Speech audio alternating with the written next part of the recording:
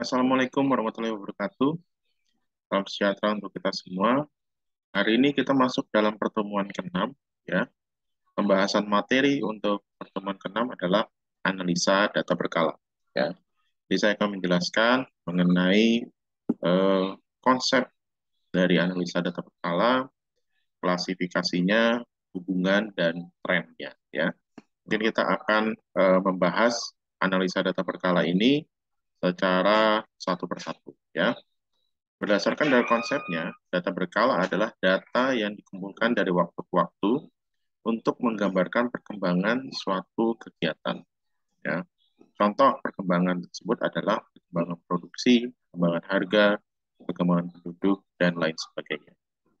Tujuannya apa? Atau bermanfaat apa? Sebagai dasar pembuatan garis tren. Jadi analisa data berkala ini digunakan sebagai dasar untuk membuat garis tren. Garis tren tersebut akan digunakan untuk membuat forecasting atau ramalan yang diperlukan untuk dasar perumusan perencanaan. Ya, jadi garis tren tersebut akan digunakan untuk membuat ramalan dalam perumusan perencanaan. Pada umumnya terdiri dari uraian secara matematis mengenai komponen-komponen yang menyebabkan gerakan atau variasi yang tercermin dalam fluktuasi. Ya, jadi eh, ini analisa data berkala biasanya terdiri dari komponen-komponen yang menyebabkan gerakan atau variasi dalam fluktuasi, ya. Kalau kita lihat grafik fluktuasi seperti itu, ya. Fluktuasi dapat terjadi dalam satu bulanan, triwulan atau semester. Perubahan terjadi kurang dari satu tahun, ya. Nah, ini manfaatnya selain tadi saya bilang untuk membuat garis tren dan peramalan. Jadi untuk mengetahui perkembangan suatu atau beberapa kejadian serta hubungan atau pengaruhnya terhadap kejadian lain, ya. Jadi mengetahui perkembangan dari suatu kejadian serta hubungannya dengan kejadian yang lain. Ya, contoh misalkan, apakah kenaikan biaya iklan akan diikuti dengan kenaikan penerimaan penjualan? Nah, kita bisa mencari eh, hubungan tersebut menggunakan analisa data berkala.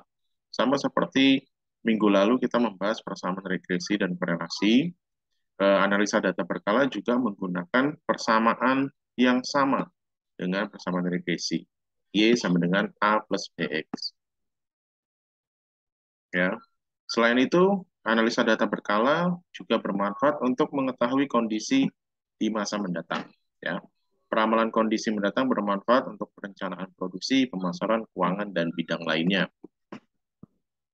Nah, ini klasifikasi analisa data berkala. Ada gerakan tren jangka panjang, gerakan variasi siklis, gerakan variasi musiman, gerakan variasi acak atau tidak teratur dengan masing-masing simbolnya.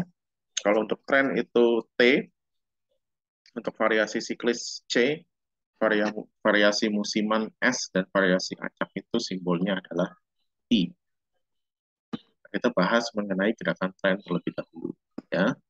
Gerakan tren ini merupakan gerakan yang menunjukkan arah perkembangan secara umum, kecenderungan menaik atau menurun. Nah, nanti akan kita bahas ini yang paling panjang, ya. Kita akan membahas tren ini nanti menggunakan beberapa metode. Ya, di slide selanjutnya akan saya bahas. Kalau untuk siklis, musiman, dan acak, kita tidak bahas secara dalam, hanya mengenai konsep-konsepnya saja. Nah, ini gambar dari gerakan tren, ya. Trennya ada yang menurun dan ada yang naik, ya. Kalau variasi siklis, variasi jangka panjang di sekitar garis tren. Nah, ini berlaku untuk data tahunan. Nah, biasanya gerakan siklis dapat terulang setelah jangka waktu tertentu, misal setiap 3 tahun, 5 tahun, atau lebih, dan dapat terulang dalam jangka waktu yang sama. Contohnya, salah satu eh, gerakan variasi siklis yang terjadi dalam kehidupan kita sehari-hari, misalkan mengenai erupsi Gunung Merapi, misalkan, ya, itu kan juga variasi, kejadiannya selalu berulang selama jangka waktu 4 tahunan, ya. Erupsinya berulang 4 tahunan. Itu masuk dalam gerakan atau variasi siklis, ya, yang kejadiannya itu terulang dalam jangka waktu yang sama. Ini contohnya, ini tren siklis naik ke atas, ya. Lalu ada juga yang gerakan variasi musiman, ya. Gerakan yang mempunyai pola tetap dari waktu ke waktu, ya. Pada umumnya gerakan musiman terjadi pada data bulanan, ya. Kalau yang siklis itu kan tahunan, ya. Berulang kejadiannya sama, cuma dalam jangka waktu tahunan. Tapi kalau musiman sama, polanya juga sama, berulang gitu ya, cuma kurang dari tahunan gitu ya. Lebih pendek daripada data tahunan. Bisa juga data bulanan atau data harian, mingguan, atau satuan waktu yang lebih kecil lagi, yaitu variasi musiman. Ini juga sama, tren musiman gambarnya cenderung smooth ya, naik ke atas begini ya. Kalau variasi acak, variasi yang sifatnya sporadis ya, tidak ada polanya, tidak ada polanya. Misalnya naik turun produksi akibat banjir yang datangnya nggak tentu ya. Biasanya karena bencana atau karena kejadian lainnya yang di luar dugaan. Nah, sifatnya sporadis, artinya tidak terdeteksi, tidak tentu, tidak terpola, acak. Makanya disebut gerakan variasi acak. Kalau gambarnya ya seperti ini ya, sangat fluktuatif gitu. Nah, ini tren acak cenderung naik. Kalau ini tren acak cenderung mendatar. Ya. Nah, ini gerakan variasi acak. Kalau apa hubungannya klasifikasi analisa data berkala tersebut? Ya, kalau kita mau mencari kalau kita mau mencari data berkala dari hasil klasifikasinya, kita bisa melihat bahwa Y itu sama dengan T dikalikan C dikalikan S dikalikan I. T itu tren, C itu adalah siklis, S musiman, dan I adalah acak. Atau bisa juga hasil penjumlahan dari 4 komponen tersebut. Ya. T ditambah C tambah S tambah I. Ya. Nah, sekarang kita masuk ke eh, gerakan tren. Ya. Tren jangka panjang. Nah, kita akan bahas mendalam di sini. Ya. Apa itu tren? Tren merupakan suatu gerakan kecenderungan naik atau turun dalam jangka panjang yang diperoleh dari rata-rata perubahan dari waktu ke waktu dan nilainya cukup rata. Ya. Jadi naik turun dalam jangka yang panjang, biasanya tahunan ya, lebih dari setahun ya. Yang diperoleh dari rata-rata perubahan dari waktu ke waktu dan nilainya cukup rata atau smooth. Hanya gambarnya smooth seperti ini ya, garis linear seperti ini saja gitu ya. Kalau yang acak tadi kan fluktuatif sekali. Kalau ini rata, cukup rata atau smooth. Metode tren yang umum digunakan untuk menggambarkan garis tren itu sebenarnya ada 4. Ya, metode tanggal bebas, metode semi average atau rata-rata semi, metode moving average atau rata-rata bergerak, dan metode kuadrat terkecil atau metode least square. Nah, yang akan kita bahas itu hanya metode rata-rata semi, metode rata-rata bergerak, dan metode kuadrat terkecil. Ya, metode tangan bebasnya kita tidak bahas di sini. Ya, yang kita bahas itu hanya semi average, moving average, dan least square. Ya, oke, kita coba menentukan persamaan garis tren menggunakan metode rata-rata semi atau menggunakan metode semi average. Ada beberapa langkah untuk menentukan garis tren tersebut. Ya, pertama, data dikelompokkan menjadi 2 bagian dengan jumlah data yang sama. Ya, jadi kita kelompokkan data menjadi 2 bagian. Misalkan datanya ada 10, maka dikelompokkan jadi 2, 5 dan 5. Ya, jadi ada 2 bagian jumlah data. Ya, jadi datanya data yang sudah terkumpul dibagi 2. Ya, setelah itu masing-masing kelompok dicari rata-ratanya. Misalkan Y1 dan Y2. Setelah itu, titik absis harus dipilih dari variabel X yang berada di tengah masing-masing kelompok, tahun atau waktu yang di tengah. Nanti akan kita lihat contohnya. Ya. Titik koordinat dari poin nomor 2 dan nomor 3 itu dimasukkan dalam persamaan Y sama dengan A plus BX. Ya. Jadi titik koordinat dari Y1 dan Y2, lalu dari X1 dan X2, ya, ya poin nomor 2 dan 3 ini dimasukkan dalam persamaan Y sama dengan A plus BX. Ya. Nah, ini kita coba melihat bagaimana cara menentukan titik absisnya. Ya. Ini, bagaimana cara menentukan titik absis yang poin nomor 3 ini ya. Nah, misalkan datanya itu genap. Katakanlah datanya itu ada 6. Ya, ada 6. Bagaimana caranya? Ya, jadi tadi langkah pertama adalah data tersebut dikelompokkan menjadi dua bagian, dibagi dua, ya. Jadi X1, X2, X3 itu jadi Y1, ya. Lalu X4, X5, X6 itu jadi Y2, ya. Dikelompokkan menjadi dua bagian. X1 diberi nilai 1, X2 diberi nilai 2, X3 diberi nilai 3, X4 diberi nilai 4, X5 diberi nilai 5, dan X6 diberi nilai 6.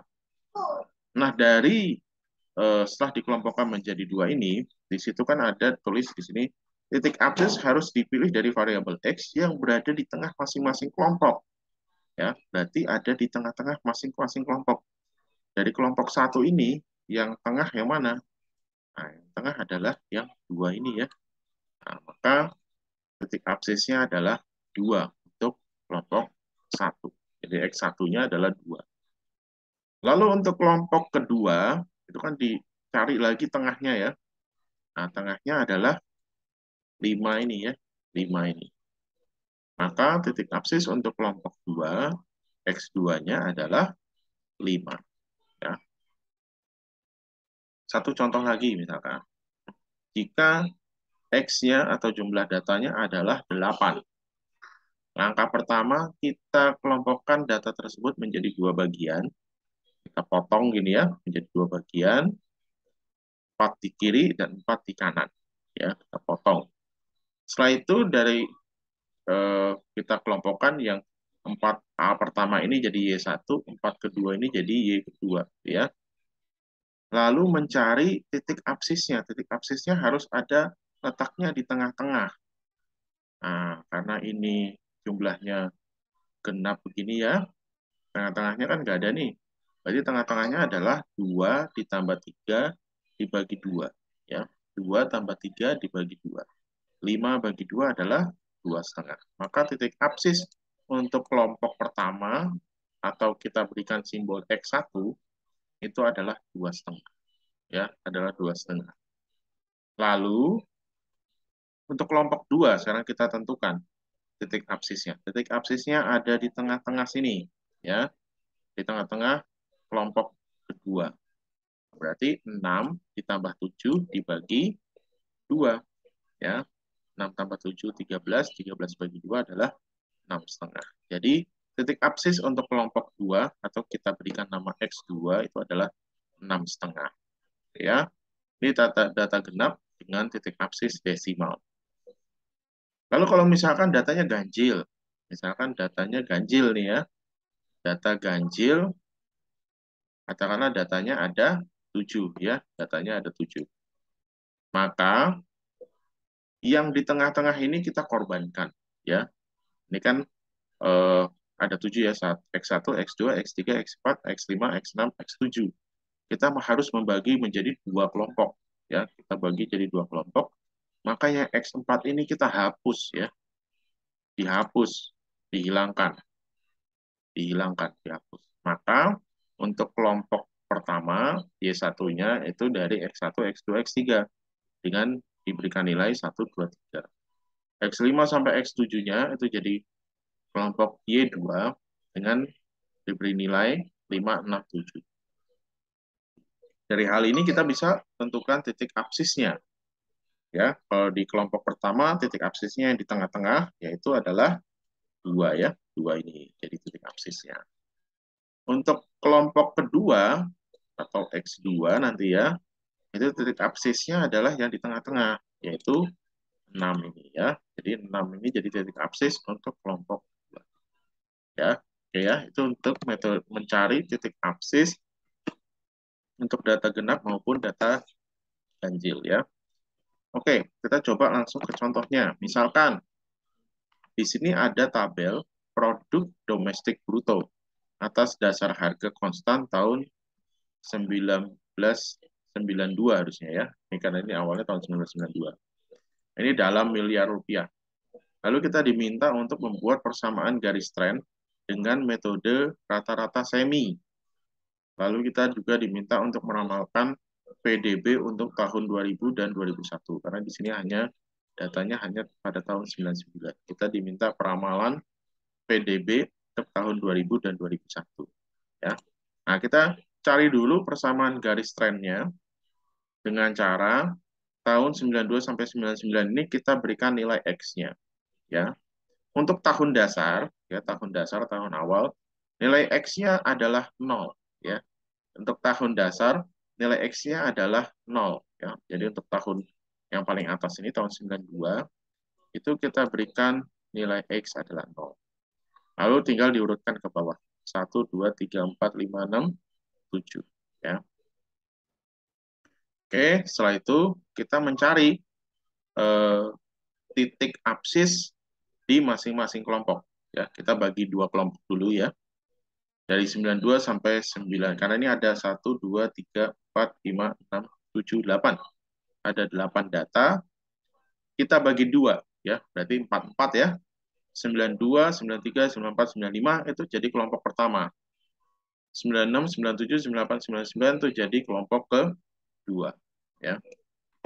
Nah, untuk mencari titik absis kelompok pertama ya, karena ini 4 ya, berarti kan dia ada di tengah-tengah nih ya, di antara X yang 1 plus dan 2 ya. Jadi sehingga kita bisa mencari titik absisnya dengan cara X1 sama dengan 1 plus 2 dibagi 2 sama dengan 1,5. Itu menjadi X1-nya. Oke ya. Lalu Y1-nya itu dicari dengan cara menjumlahkan Y dari kelompok pertama ini ya. Kelompok pertama itu kan 92 sampai 95 ya. Y92 sampai 95 dijumlahkan lalu dibagi 4 ya. Menghitung rata-rata ya. 10.164,9 tambah 11.169,2 tambah 12.054,6 tambah 12.325,4 dibagi 4. Ketemunya adalah 11.428,5. Sehingga X1-nya adalah 1,5 dan Y1-nya adalah 11.428,5.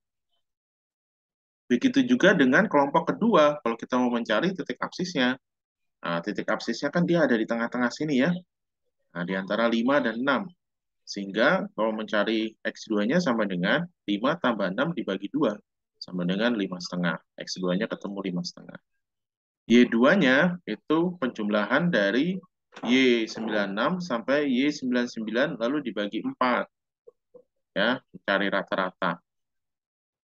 Ketemunya adalah 13.846,2. Ya, jadi ketemu X1 Y1, X2 Y2. Setelah itu kita masukkan ke dalam rumus Y sampai dengan A plus BX. Ya. Nah, kita input Y-nya itu kelompok pertama Y1 ya, 11.428. Ditambah 1,5 B, karena X-nya itu 1,5 ya. X kali B, 1,5 B. Ya. Lalu untuk kelompok kedua, A plus 5,5 B ya. 5,5 ini adalah X2-nya, dan Y2-nya adalah 13.846,2. Nah, kita disamakan ya dengan cara kali silang. Dikali silang. Yang atas dikali 5,5 ya, karena ini kali ini ya kita mau menghilangkan B-nya karena kita mau mencari A ya. Kita hilangkan B-nya dengan cara mengkalikan silang. Yang di atas kali 5,5, yang di bawah kali 1,5. Jadi ketemu yang atas itu 5,5A ditambah 8,25B sama dengan 11.428,5-nya dikali 5 ya. Jadi 62.856,75. Lalu dikurangi yang bawah ini dikali 1,5 ya. Jadi 1,5A tambah 8,25B sama dengan 20.769,3. Lalu dikurangi ya, dikurangi Karena nih B-nya sama, habis ya, hilang. Jadi tinggal 5,5A dikurangi 1,5A, yaitu 4A. Lalu 62.856,75 dikurangi 20.769,3 menjadi 42.087,45. Setelah itu kita bisa mencari A-nya. A-nya sama dengan 42.087,45 ini dibagi 4. Ketemunya adalah 10.521,86. Sekian. Ya, A-nya ketemu. Sekarang kita mencari B. Bagaimana mencari B? Kok di sini ketemu 604,425 ya. Nah, kita kalau mencari B, masukkan ke dalam rumus ini. Ada rumus lain mencari B, yaitu Y2 dikurangi Y1, ya, dibagi X2 dikurangi X1. Y2-nya tadi 13.846,2, dikurangi 11.428,5, dibagi X2-nya 5,5, X1-nya 1,5. Ketemu ya, hasilnya B sampai dengan 2.417,7 dibagi 4, sehingga hasil akhirnya adalah B sampai dengan 604,425. Nah, akhirnya kita ketemu persamaannya, yaitu Y sampai dengan A plus BX. Y sampai dengan 10.521,8625 ditambah 604,425 X.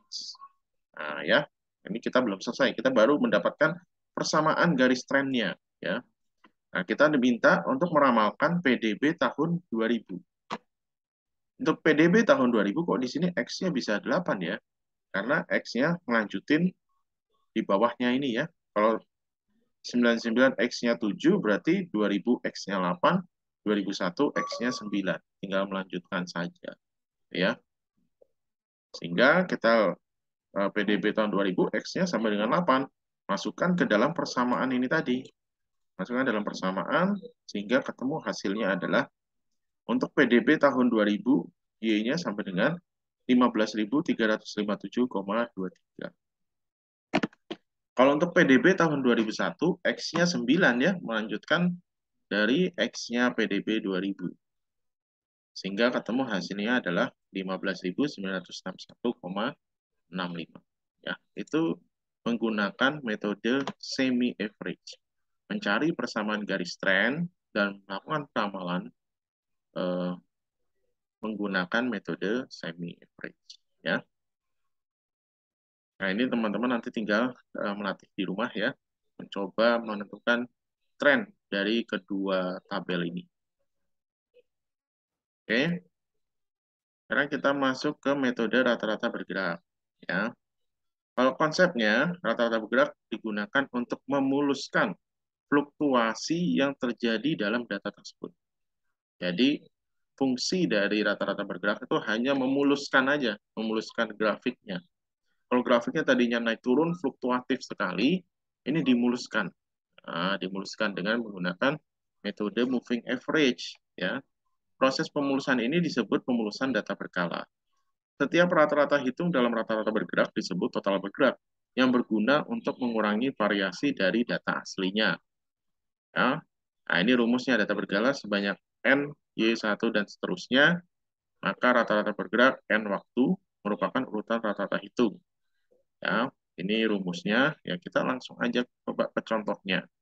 Misalkan di sini ada data penjualan suatu perusahaan ya dari tahun 89 sampai 99. Lalu kita diminta membuat rata-rata bergerak 4 tahun dan 5 tahun. Dan kita diminta membuat kurva dalam satu grafik. Caranya mudah, teman-teman. Kalau rata-rata bergerak 4 tahun, ya, jadi 4 tahun pertama ini, 1989, 90, 91, 92, Y-nya ditambahkan lalu dibagi 4. Temunya adalah 43,5. Lalu bergerak lagi ke bawahnya. Ke bawahnya tambah 4 lagi ya, ditambahkan ke 4 lagi. 90, 91, 92, 93 ya, jadi 36,5 tambah 43 tambah 445 tambah 38,9 dibagi 4. Jadi 40,7 ya. Lalu yang ketiga juga sama ya, dari 91, 92, 93, 94. 43 4 tambah 44,5 tambah 38,9 tambah 38,1 dibagi 4. Temunya adalah 41,1 ya. Nah, dan seterusnya. Kalau misalkan bergerak 5 tahun, ya 5 tahun. 89 tambah 90 tambah 91 tambah 92 tambah 93 ya. 50 tambah 36 tambah 43 tambah 44,5 tambah 38,9 dibagi 5 ketemunya 42,6. Lalu bergerak lagi ke bawahnya. 36,5 tambah 43 tambah 44,5 tambah 38,9 tambah 38,1 dibagi 5 jadinya 40,2 dan seterusnya. Itu metode rata-rata bergerak.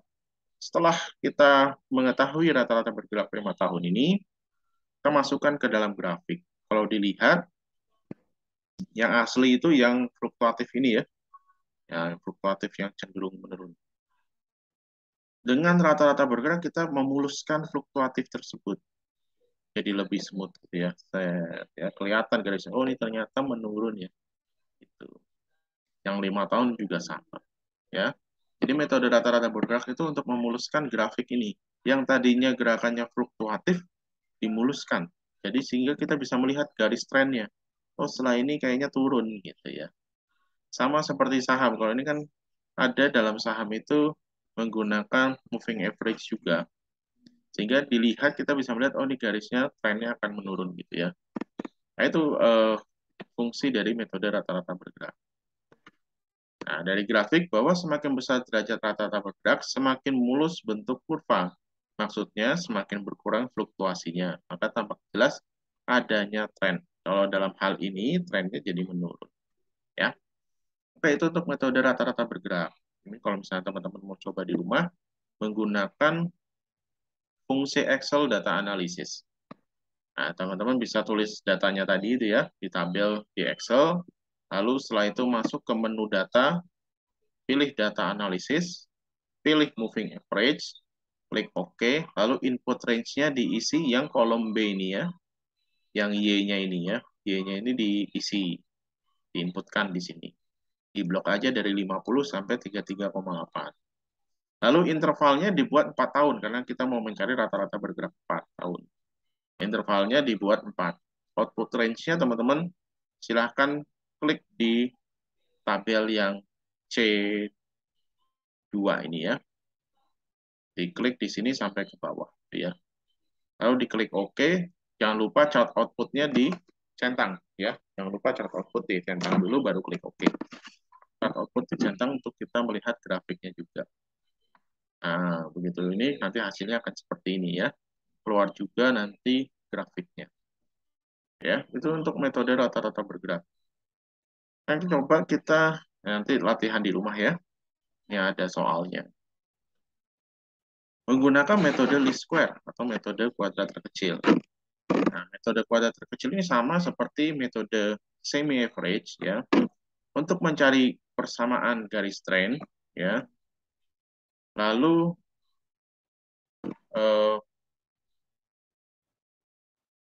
sehingga dihasilkan jumlah kesalahan kuadrat terkecil ya.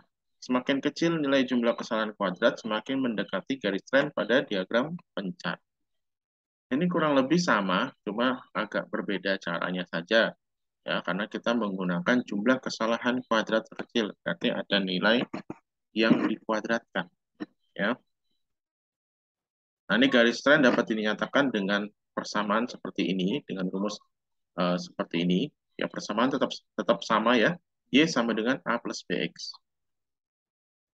Sigma XI-nya sama dengan 0. Nah, untuk mencari A sama dengan sigma YI dibagi N. Ya, jadi rata-rata dari sigma YI dibagikan N. Lalu B-nya adalah sigma XI YI dibagi sigma X kuadrat. Nah, kita mesti mencari sigma XI YI-nya ini dulu dan sigma X kuadratnya. Oke ya, contohnya ini sama seperti metode semi average tadi, tabelnya. Tapi kita mencarinya dengan metode least square. Ya, loh, karena ini datanya adalah data genap, ya. Kalau untuk data genap, teman-teman X-nya itu, ya, kita sama membuat dua kelompok terlebih dahulu. Caranya sama, dibuat dua kelompok terlebih dahulu, ya, dengan nilai antara 95 96 ini kita andaikan itu tengah-tengahnya ini adalah 0, gitu ya. Antara 95 sampai 96 ini tengah-tengahnya 0. Kalau untuk data genap, X-nya itu ngelompat 222 gitu ya. Ya, jadi misalnya ini di atas titik 0 itu adalah negatif. Di atas titik 0 itu negatif dan ngelompatnya 222. Min 1 melompat 2 ya, jadi min 3, melompat min 2 lagi jadi min 5, melompat 2 lagi jadi min 7. Begitu juga kalau ke bawah, melompat 22. Ini khusus untuk data genap, X-nya itu bilangan ganjil semua ya. Oke. Lalu kalau kita ada menentukan X-nya, Y-nya juga sudah kita jumlahkan ya. Kalau kita jumlahkan sigmanya hasilnya adalah 101.098,7.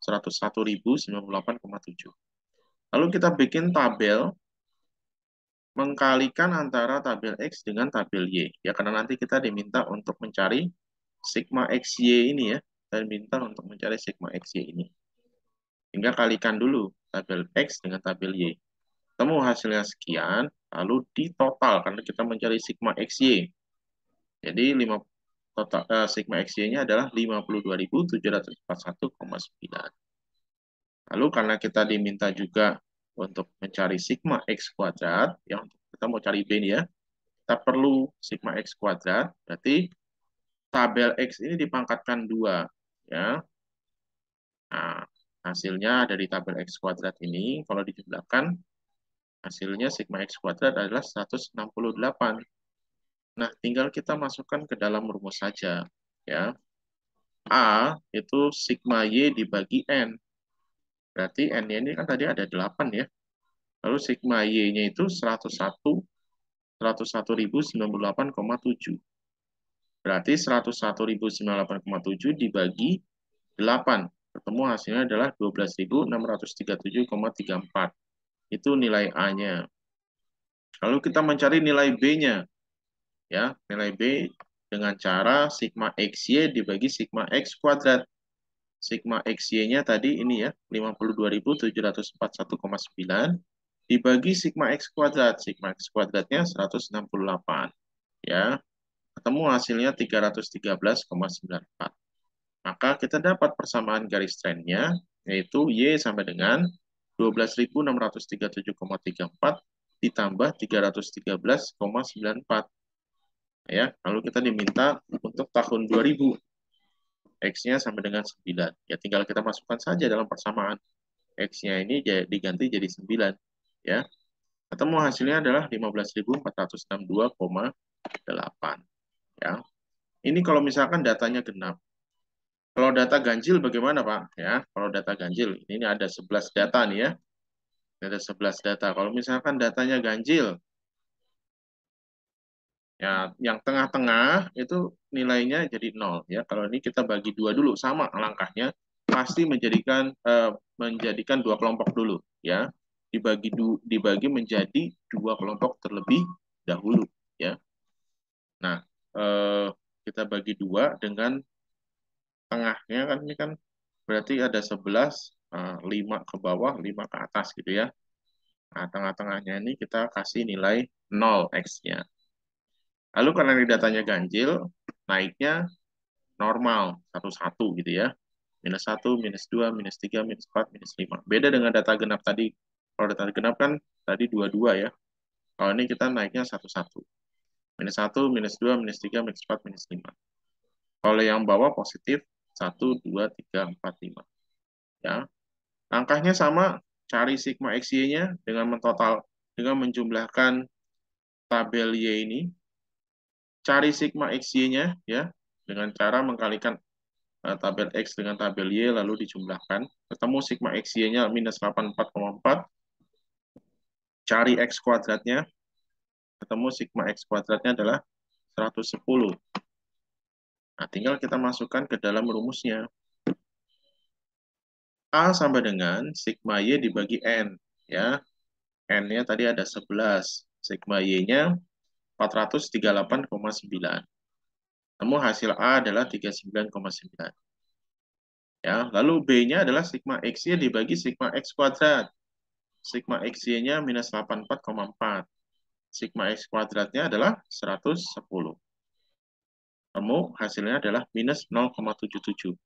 Nah, ketemu tinggal masukkan dalam persamaan garis trennya. Ya. Y sama dengan 39,9 dikurangi 0,77 X. Ya. Sehingga untuk tahun 2000 X-nya kok bisa 6 ya? Kok bisa 6 ya? Nah, karena untuk tahun 2000 di bawahnya 99 ini ya, lanjutin gitu ya. Ini kan tahun 99 X-nya 5, berarti tahun 2000 X-nya jadi 6 ya. Y sama dengan 39,9 dikurangi 0,77 dikali 6. Ketemu hasilnya Y adalah 35,28 miliar. Ya. Oke, itu metode least square untuk data genap dan data ganjil. Jadi kita tadi sudah mempelajari analisa data berkala secara konsep maupun eh, klasifikasi hubungannya. Lalu kita mempelajari mendalami mengenai metode garis tren, ya, ada metode semi average, moving average, dan metode least square. Kita sudah mempelajarinya baik dari data ganjil maupun data genap.